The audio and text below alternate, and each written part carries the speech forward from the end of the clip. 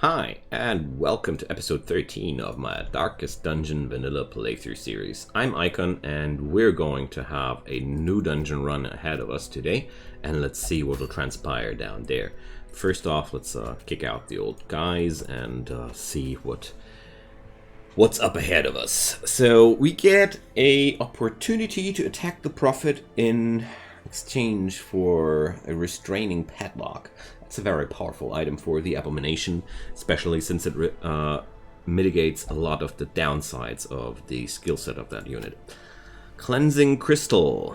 Oh man, lots of resistances, but I'm not a big fan of just pure resistances, to be quite honest. Blighting Satchel, that's a good one. But I think we're going to do that anyways, mainly because this item has a very high debuff resist chance, and debuff resist is quite important. So we're up against the Swine Prince today. Yeah, well, that's not too much of a problem. Let's bring Finn and Jigo, because these are exactly the kind of people I would like to bring into this combat. And let's bring my friend the Bounty Hunter as well. Let's bring Dane too. And for the last slot, Corvazier, what's your problem? The Worries. Yeah, well, I know that problem. I want to have some more support heavy character here. Poussin would be also an option. I mean, she would bring the bleed damage I need and the healing.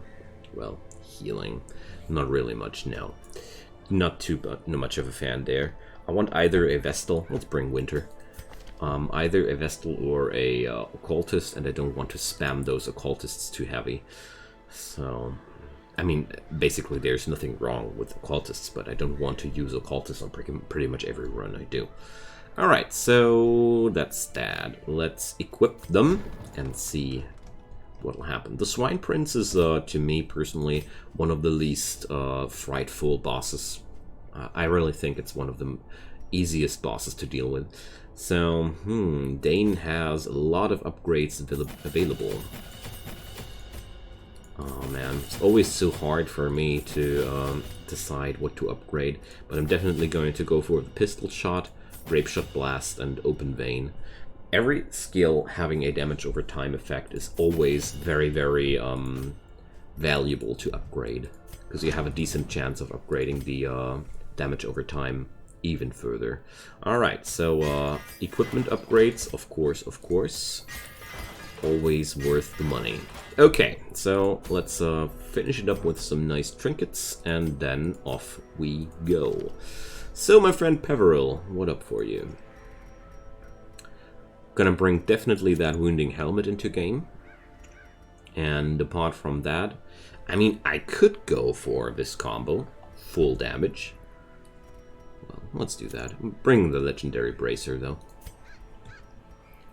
Because I want to have damage upgrades on Dismas, too. So, the Sacred Scroll reduces the Vestal's damage skills and stun skills, but at the same time, her healing skills get amped up by a lot. So, yeah, plus 63% healing. So, those trinkets really make a lot of a difference there. So, I'm going to bring the Prot Hat on him. I just found an idea to that. So, Prot Head, Prot Stone, and we're going to... I think I didn't teach him that skill. Yeah, let's learn the Guard Dog skill, because with that amount of prot, it's definitely worth tanking blows for your allies. At least that's the idea behind that. I don't know if it's going to be really useful or not, but I want to try it out. Okay, let's go. So, the Warrens, well, I'm going to bring only a food assortment like this. Learned from the last time. Let's bring a few units of holy water and a few medicinal herb. Wait a sec. And a few bandages, I wanted to say.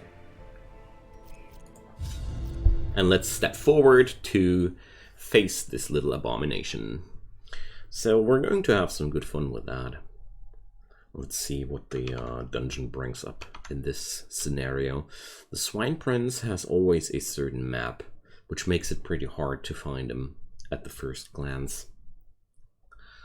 a little bit sad that I'm skipping out these cool intro texts to the bosses. Maybe I'm going to activate the storyteller later down the road. So the boss dungeon always looks like this when you're fighting against the Swine Prince. It's either here or here, but I'm pretty sure it's here.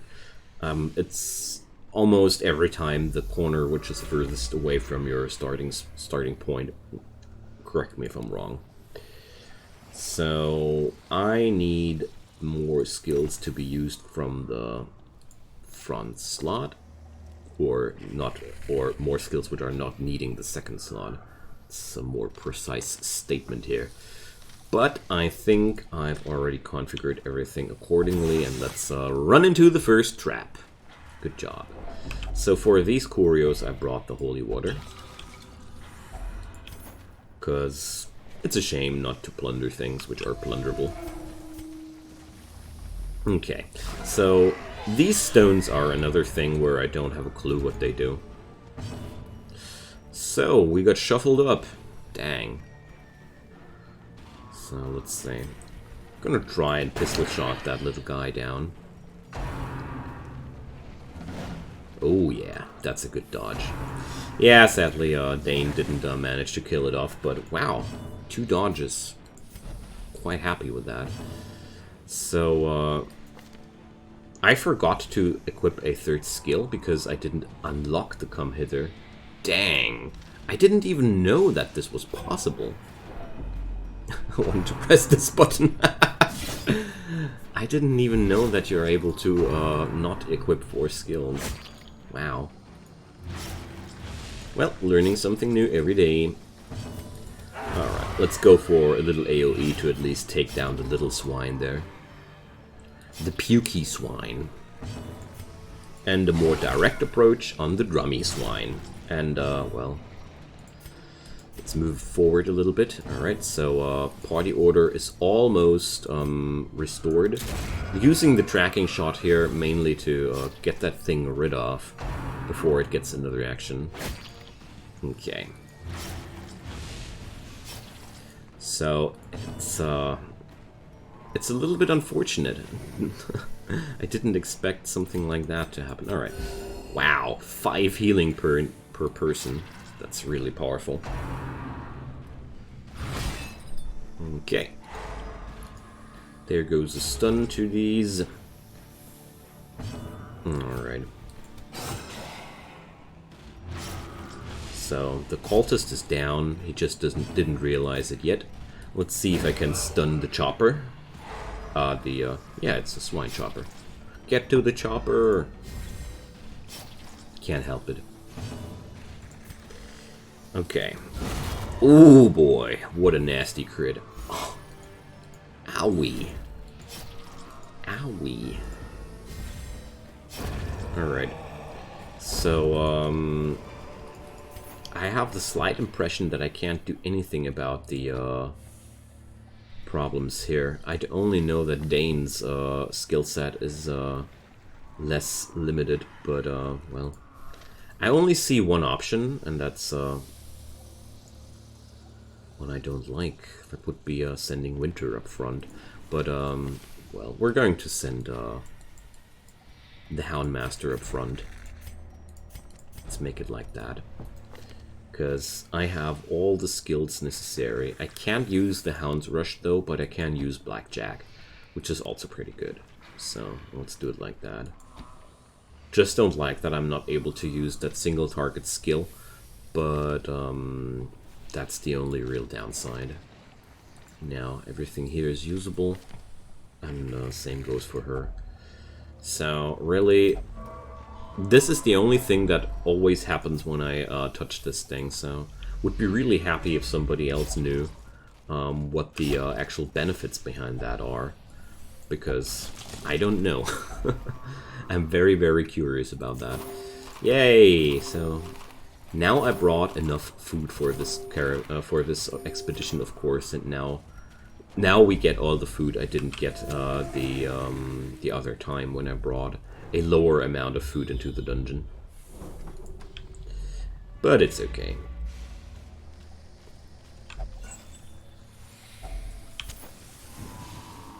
Alright. So there's a decent chance that we're facing the Prince right away next. But I wouldn't care, because the Swine Prince is overall, like I mentioned, one of the least dangerous bosses in-game. So no. Mr. Prince is residing at this end of the dungeon. I'm quite relieved, because this way I can still make my my campfire. Bang! That's why I want to use those ranged attacks. I mean, he has an item which increases his range damage, so it would be a shame not to use it. At least that's my opinion. Okay, so the Mr. Pukes has done his job, so let's see if I can stun down the slasher. Great. Well, that's okay. Ow! 7 damage is pretty high for the Butcher Cut. So, the Liquid skill is also uselessly slotted here. Gotta change that too. I've rarely had the Houndmaster on slot 1 ever. Most of the time I use him in the back row, but well. Let's see. There we go. And let's do a little heal here. Wow, so much healing. The boss fight will be pretty easy. Pretty sure. Okay. Pretty sure that this boss might be quite easy. So the damage output of the Houndmaster is quite low in the front slot, but wow, that stuns. Wow, those stuns. Alright. But I think after so many episodes, it's just okay to try out different things in between. So yeah, that's the only skill I could actually use from the front slot too. I don't mind at all, because it's I didn't bring keys. Wow, I was so distracted today. Amazing. Well, luckily we didn't get trapped by that, but usually I'm a little bit more aware of that. Oh, look at that! They finally changed the spawn point of the Swine Prince. Ha! Alright, so this is one of the most coolest curios available here, because if you put medicinal herbs in it, you get a 30% damage buff. So tell you what, we're going to attack the Swine Prince without a camp, because honestly, I just don't want to waste this insane damage buff on Dane. Aw, dang. Nothing happening here. So, always worth mentioning that the Bounty Hunter is having an innate extra damage against human enemies. That's really useful about him. So let's pistol shot that guy. Bang, 16 damage. So good. Well, let's stun that guy. But I think I'm going to take that campfire anyways, because there are enough actions Dane can take to actually increase his damage output on the campfire. Pretty sure that I don't need those 30% that much. Still pretty weirded out that I completely forgot to pick keys this time. It's usually not my style. All right, but well, things happen. All right, let's go for the judgment here, and I'm going to feed some dog traits here because because I won't be able to use them after, well, I'm only having one more fight ahead of me, so might be starting to use them. Yay. So many good dodges today. Wow. Well, I'm going to use the Grape Shot Blast because I expected the other guy to die quite quickly. Alright, let's heal some. Wow. I'm quite sad that the Vestal herself never gets a stress relief from critting with heals. To me, that would sound pretty okay if she did. So I have no trinket slots left. Welp.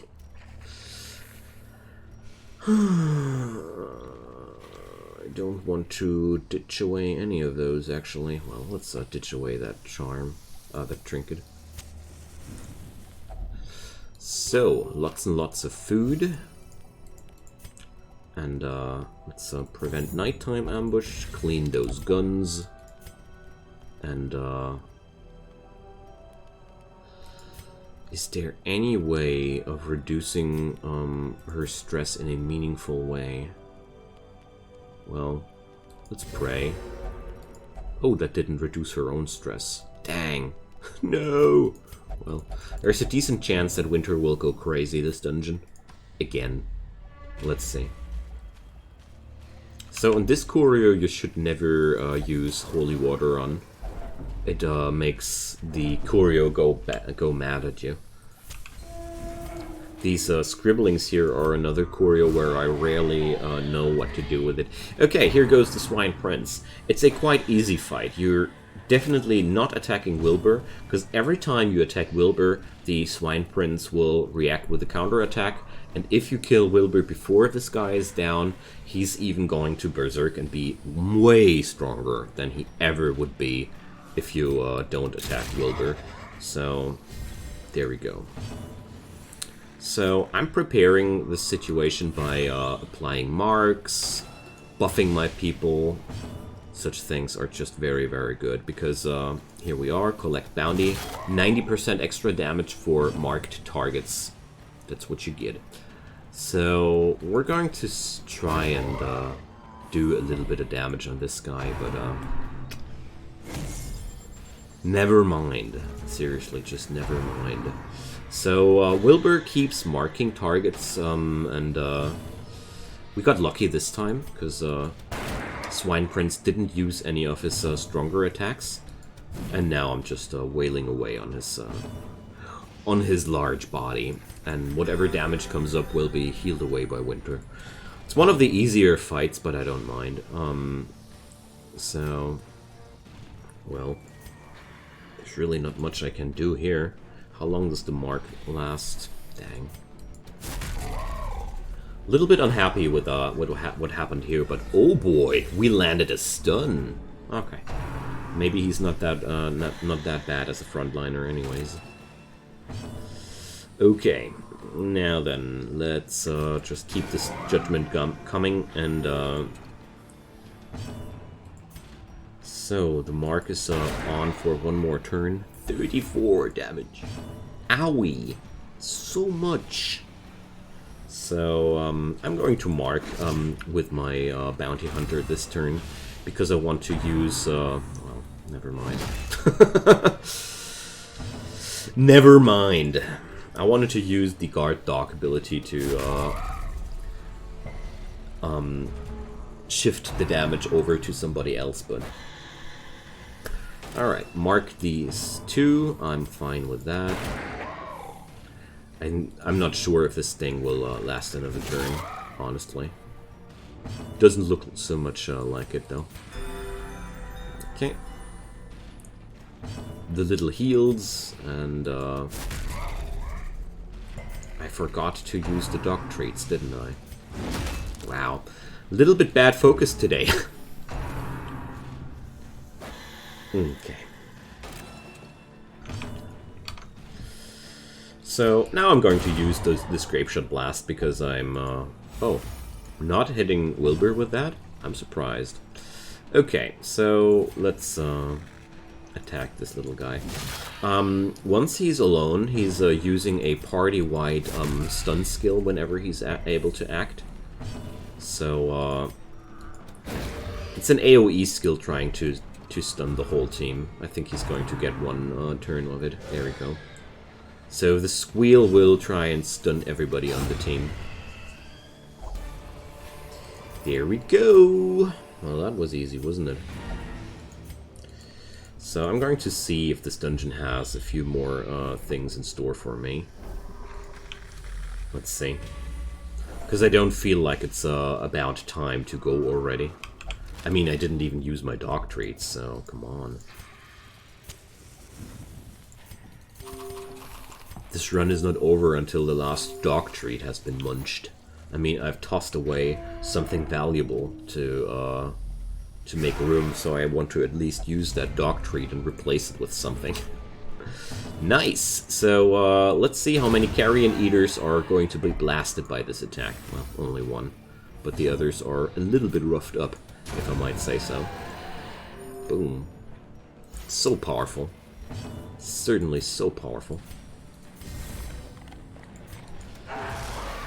So the dog treats weren't really useful at all here, but little do I care. Ow, man, these damage upgrades are so good on these trinkets. Such high percentages are really making a difference there. Yeah, of course it was trapped. So let's see what we'll find down here the road.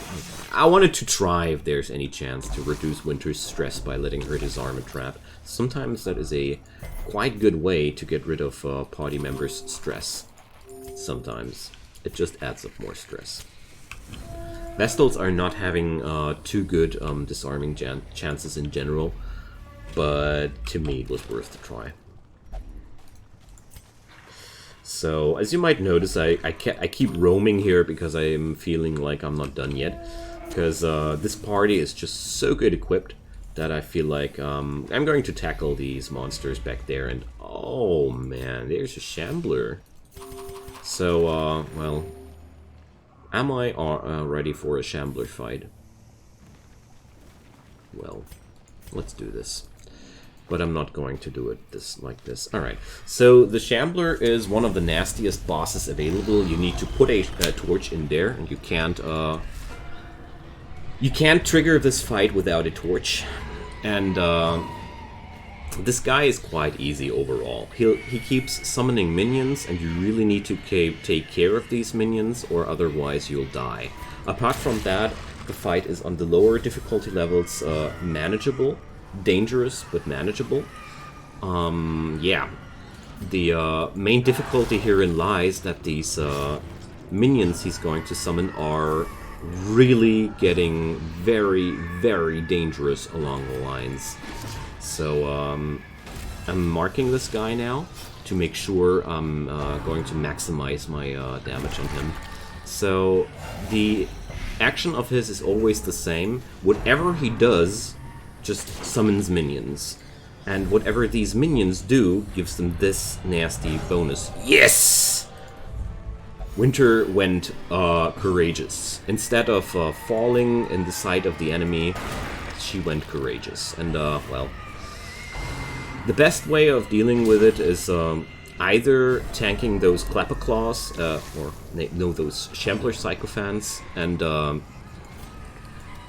pressing as much damage on the Shambler as possible, or trying to remove the minions every turn before they get to stack up their buffs like crazy. The biggest problem about their buffs is that plus prot.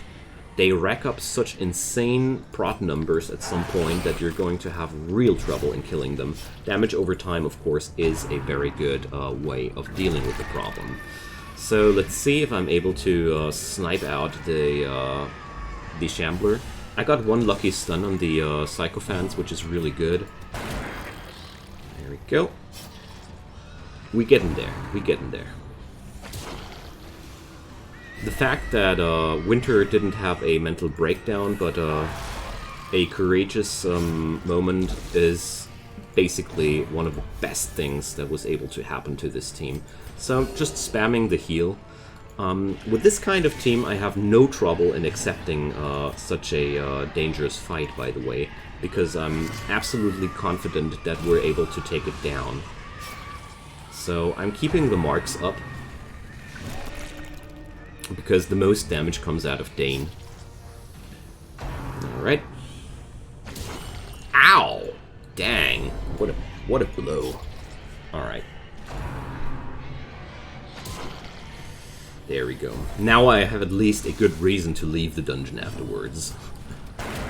So one more damage for the Shambler, and then we good. So taking down the Sycophants in this situation. Also, let's heal a bit. And apply a little Hound's Harry here. I don't know if I remember correctly, the Sycophants don't despawn after the death of their master. That's also a quite unusual behavior, to say the least. Alright, but there's, wherever there's big trouble, there's always big rewards. Yeah.